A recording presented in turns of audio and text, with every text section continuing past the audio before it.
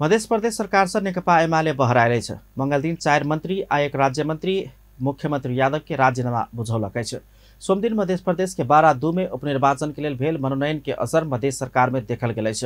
कांग्रेस, माओवादी, नेकपा एस आ लोसपा के समर्थन में 12 में उम्मीदवारी देने मध्य सरकारक नेतृत्वकर्ता जनता समाजवादी पार्टी जसपा नेपाल के राष्ट्रीय अध्यक्ष उपेन्द्र यादव विरुद्ध एमाले उम्मीदवारी देला के बाद केंद्रीय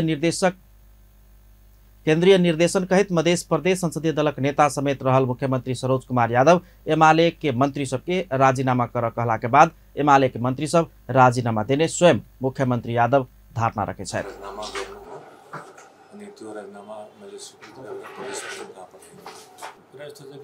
यहाँ केन्द्र सरकार जुन बेला त्यहाँ परिवर्तन भयो नि अर्को गठबन्धन त्यही हिसाबले यहाँ पनि परिवर्तनको कुरा भयो।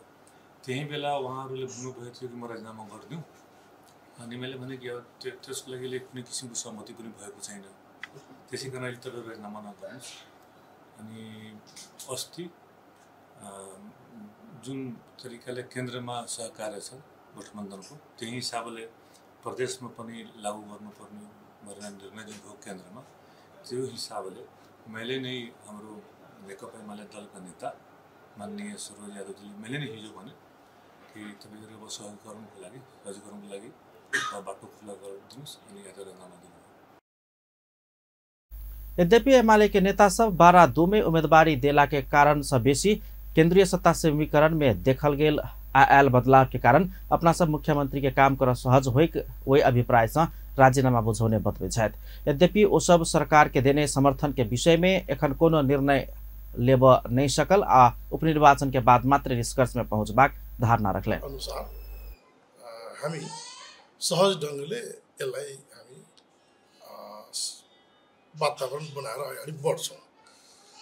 त्यसकारण हामी केही समय ढिलो भयौँ र अहिले अब तपाईहरु सबैलाई थाहा छ कि एक खालको समीकरण बनिसकेपछि केन्द्रमा प्रदेशमा स्वाभाविक रूपमा त्यसको अब एक खालको बदलाव आवश्यक भइसकेपछि हामीले सहज बनाइदिएका हौं। अनि समर्थन पनि सरकार रहन्छ या समर्थन फिर्ता लिन्छ सरकारले? यो अहिले त्यो विषय होइन। अहिले त हामीले सहज मात्रै बनाइदिएका हौं। यो अब पछि हामी छलफल गर्छौं फेरि। एमाले सरकार से बहराल रहितो सरकार के देने समर्थन यथावत रखने छ। मुदायमहर जनमत केंद्रीय सरकार त्याग के ने 12 में गठबंधन विरुद्ध अपन अलगे उम्मीदवारी देने रहितो मध्य सरकार में केना बैस रहल कह कर पूछल गेल प्रश्न में मुख्यमंत्री यादव अपना जनमत के विषय में केंद्रीय निर्देशन आ केंद्रीय तह से कोनो समेत आग्रह नहीं भेल कारण जनमत के विषय में एखन किछ कहने मिलबाक बतबै छथि।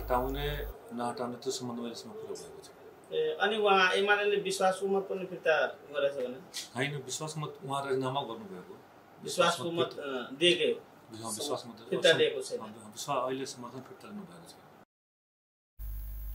मुख्यमंत्री यादव अब कांग्रेस, लोसपा, नेकपा एस समेत सरकार में सहभागी होबाक बतबैत उपनिर्वाचन के बाद मात्रै हुनका सबके केना के सहभागी कराओल जाय विषय में छलफल होबाक समेत धारणा रखलेन। कांग्रेस मुख्यमंत्री अपना सब पैब त 12 में जसपा अध्यक्ष यादव के सहयोग करब बटम लाइन रखने कह पूछल गेल प्रश्न में मुख्यमंत्री यादव केंद्रीय निर्देशन आ निर्णय जे आयत अपना मान तैयार होबाक धारणा रखलेन। त्यो मलाई थाहा त छैन, तर संघ त्यो त निर्णय हाम्रो केन्द्रमा हुन्छ। केन्द्रमा निर्णय भइहाल्छ कि मुख्यमन्त्री छोडिदिन्छ भने म पनि छोडिदिन्छु, कुन ठुलो कुरा छ? त्यो त निर्णय अनुसार काम गर्ने जबरजस्ती त हुँदैन। सरकार छोड़ने रही तो एमाले सरकार के समर्थन जारी रखना आ जनमत यथास्थिति में सरकार में रहना के किछ कारण है। 12 में एमाले के उम्मीदवारी के बाद गठबंधन के दबाव के कारण मुख्यमंत्री के आग्रह में एमाले सरकार छोड़ने रही तो चुनाव के बाद कांग्रेस यदि मुख्यमंत्री में दावी केलक तो ओहन स्थिति में मुख्यमंत्री में फेर से जसपे के अगाडि बढ़बैत समर्थन करैत जनमत सहित के एखुन के सरकार के फेर से निरंतरता देवक के रणनीति में जसपा आ एमाले भ सके। भौतिक पूर्वाधार, गृह तथा संचार, कानून, न्याय तथा प्रदेश सभा मामिला, युवा तथा खेलकूद सहित 4 मंत्री आ गृह तथा संचार राज्य मंत्री सहित 5 गोटे राजीनामा देने एमाले मध्य प्रदेश में 24 सांसद सहित मधेश के पहल दल रहलै छ। केंद्र में माओवादी जेहने मधेश के तेसर दल जसपा के दुनू हाथ में एखन लड्डू देखा जा रहल है। कांग्रेस के रोक एमाले आ एमाले के रोक कांग्रेस चाह रहल ऐसा चुनाव के बाद समेत मध्य प्रदेश के चाबी जसपा के हाथ में रहबाक देखल जा रहा है। एमाले के राजीनामा के बाद खाली भेल मंत्रालय सबके जिम्मेवारी प्रदेश प्रमुख हरिशंकर मिश्र तत्काल मुख्यमंत्री सम्हारा जोकर तोकल गेल समेत बताओल गेल।